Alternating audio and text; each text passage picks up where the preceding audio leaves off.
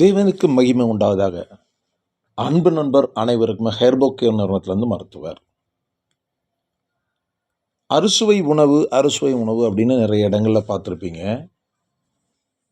அந்த அறுசுவை உணவுனா அது என்னென்ன சுவைகள் கலந்தது, அந்த அறுசுவைகள் உள்ள ஒவ்வொரு சுவையும் என்னென்ன பயன்பாட்டுக்காக நம்ம உடலில் அது செயல்படுது அப்படிங்கிறது கண்டிப்பாக நிறைய பேருக்கு தெரிஞ்சிருக்கும்.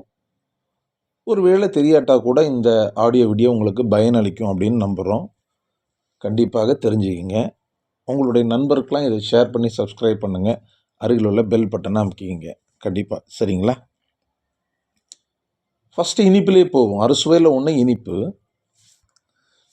இந்த இனிப்பு என்ன பண்ணுது அப்படின்னு கேட்டிங்க அப்படின்னா, உடம்புல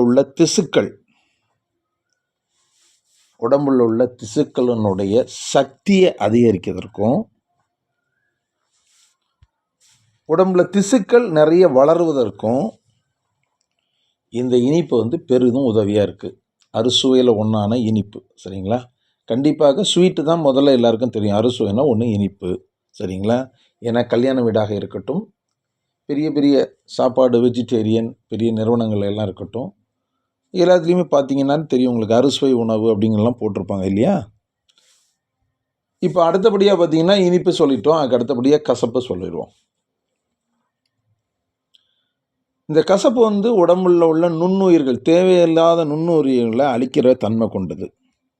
அதாவது உடலில் உள்ள தீங்கு விளைவிக்கக்கூடிய தேவையில்லாத நுண்ணுயிர்களை அழிக்கிறதுக்காக இந்த கசப்பு நமக்கு பயன்படுது. இரத்த குழாயில் உள்ள கொழுப்புகளை குறைக்கிறதுக்காக தான் புளிப்பு சாப்பிட்றோம். என்ன மாதிரியான டேஸ்ட் கொண்ட புளிப்புகள் சாப்பிட்டாலும் சரி தான், அது இரத்த குழாயில் உள்ள அடைப்புகள், இரத்த குழாய்களில் உள்ள கொழுப்புகள், இதை எல்லாத்தையும் சரி பண்ணுறதுக்கு புளிப்பு நமக்கு யூஸ் ஆகிட்டுருக்கு. அதாவது நம்ம இனிப்பு, கசப்பு, புளிப்பு மூணெண்ணம் பார்த்துட்டோம் இல்லையா? உரப்பு,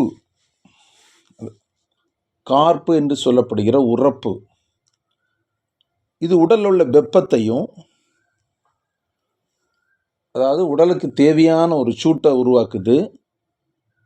உணர்ச்சி வெளிப்பாடுகளுக்கு இது ரொம்ப ஊக்குவிக்குது.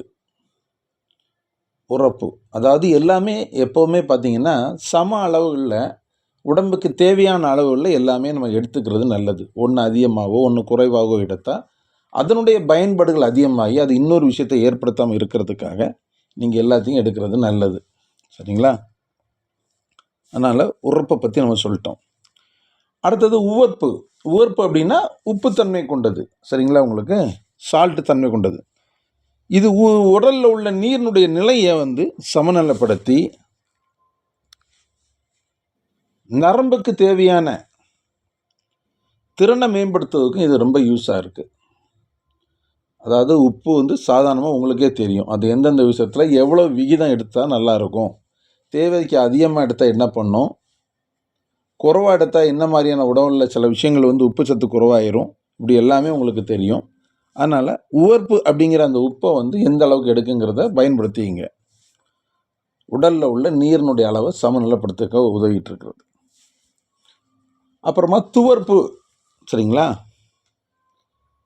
இது என்ன அப்படின்னு கேட்டிங்கன்னா, எல்லாமே டேஸ்ட்டில் தான் நீங்கள் தெரிஞ்சிக்க முடியும். பார்த்தீங்கன்னா இந்த துவர்ப்பு பார்த்தீங்க அப்படின்னா, காயங்கள் ஒருவேளை நமக்கு கையில் கத்தி வெட்டுது, கீழே விழுறோம், அடிபடுது, இந்த மாதிரி நேரங்களில் மிக முக்கியமான பயன்பாடு, நமக்கு உடம்பிலிருந்து வெளியே பெறப்பட்ட இரத்தத்தை உறைய வைப்பதற்காக இது பயன்படும். இப்போ ரத்தம் வந்துக்கிட்டு இருக்கு அப்படின்னா பார்த்தீங்கன்னா ஒரு 5 நிமிஷம் 10 நிமிஷம் நின்றும். சரிங்களா? அந்த துவர்ப்புங்கிற ஒரு விஷயந்தான் உங்களுடைய இரத்தத்தை வெளிப்படுறதை கட்டுப்படுத்துறதுக்காக மிகவும் உதவியாக இருந்துக்கிட்டு இருக்கு. இப்போ உங்களுக்கு அறுசுவை உணவினுடைய நன்மை தீமை பற்றி நீங்கள் தெரிஞ்சுக்கிட்டீங்க. சரிங்களா? கண்டிப்பாக ஒவ்வொரு மனிதனும் உட்கொள்ளும் உணவில் இந்த அறுசுவையை மெயின்டைன் பண்ணிட்டு வந்தோம் அப்படின்னா, உடம்புல உள்ள மற்ற விஷயங்கள், அதாவது வேறு ஏதாவது குறைபாடுகளோ நோய்களோ வராமல் இருக்கிறதுக்கு இது மிகவும் உதவியாக இருக்குது. இது உங்களுக்கு பயனுள்ள தகவலாக இருக்கும்னு நம்புகிறோம். நன்றி, வணக்கம்.